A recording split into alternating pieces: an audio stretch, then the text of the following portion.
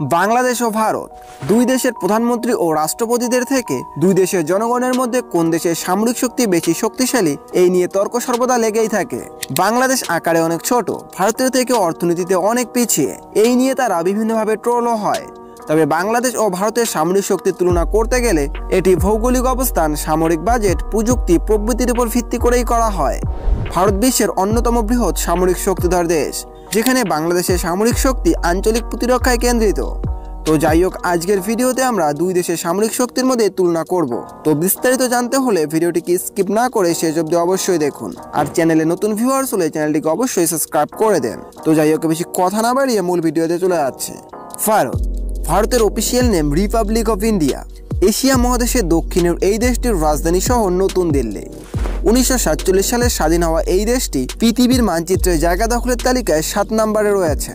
এশিয়ার মানচিত্রে জায়গা দখলের তালিকায় চীন ও রাশিয়ার পর 3 নম্বর অবস্থানে রয়েছে। মানুষ প্রোডাকশনের দিক দিয়ে দেশটি বিশ্বব্যাপী 1 নম্বরে রয়েছে। বাংলাদেশের official name people's republic of Bangladesh. এটিও এশিয়া মহাদেশের দক্ষিণের একটি দেশ। দেশটির রাজধানী শহর ঢাকা। 1971 সালে স্বাধীন হওয়া এই দেশটি পৃথিবীর মানচিত্রে জায়গা দখলের দিক দিয়ে 92তম অবস্থানে রয়েছে। আর এশিয়ার মানচিত্রে কম্বোডিয়া ও সিরিয়ার পর 27তম অবস্থানে রয়েছে। আর মানুষ প্রোডাকশনের দিক দিয়ে দেশটি রয়েছে 8ম স্থানে। ভারত দক্ষিণ এশিয়ার বৃহত্তম সামরিক শক্তি এবং বিশ্বের শীর্ষ 5 সামরিক শক্তিধর দেশের একটি। ভারতের সামরিক বাজেট প্রায় 80 বিলিয়ন মার্কিন ডলার, যা বাংলাদেশের বাজেটের তুলনায় অনেক বেশি। ভারতের সক্রিয় সামরিক বাহিনীর সংখ্যা প্রায় 14 লাখ, যেখানে রিজার্ভ ফোর্স রয়েছে 11 লাখের বেশি। ভারতের সেনাবাহিনীতে 4060টির বেশি ট্যাঙ্ক এবং 9500টি আর্টিলারি ইউনিট রয়েছে। এছাড়া তাদের বিমান বাহিনীতে 2200টিরও বেশি যুদ্ধ বিমান এবং অত্যাধুনিক ফাইটার জেটও রয়েছে।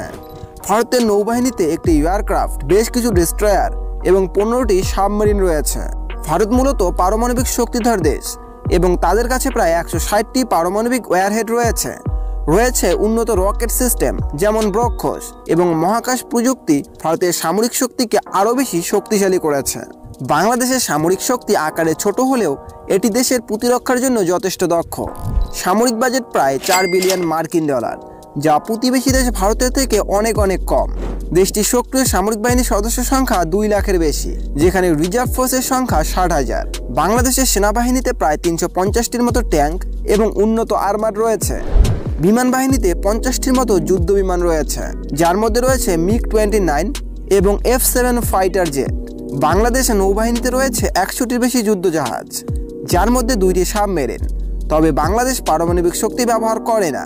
সাম্প্রতিক বছরগুলোতে সামরিক আধুনিকায়নের জন্য বাংলাদেশে চীন ও অন্যান্য দেশ থেকে অস্ত্র এবং সরঞ্জাম সংগ্রহ করেছে। ধীরে ধীরে তারা পারমাণবিক শক্তিতে শক্তিশালী হচ্ছে। দেশ দুটির মধ্যে তুলনামূলক বিশ্লেষণ করলে ভারতের সামরিক শক্তি বাংলাদেশের তুলনায় অনেক বেশি এবং এটি তাদের বৃহৎ অর্থনীতি ও প্রযুক্তিগত অগ্রগতির কারণেই সম্ভব হয়েছে। ভারত আন্তর্জাতিক মঞ্চে একটি শক্তিশালী সামরিক দেশ হিসেবে বিবেচিত হয়। অন্যদিকে বাংলাদেশের সামরিক শক্তি মূলত প্রতিরক্ষামূলক এবং জাতিসংঘ শান্তিরক্ষা মিশনে বাংলাদেশের ভূমিকা আন্তর্জাতিকভাবে প্রশংসিত হয়েছে।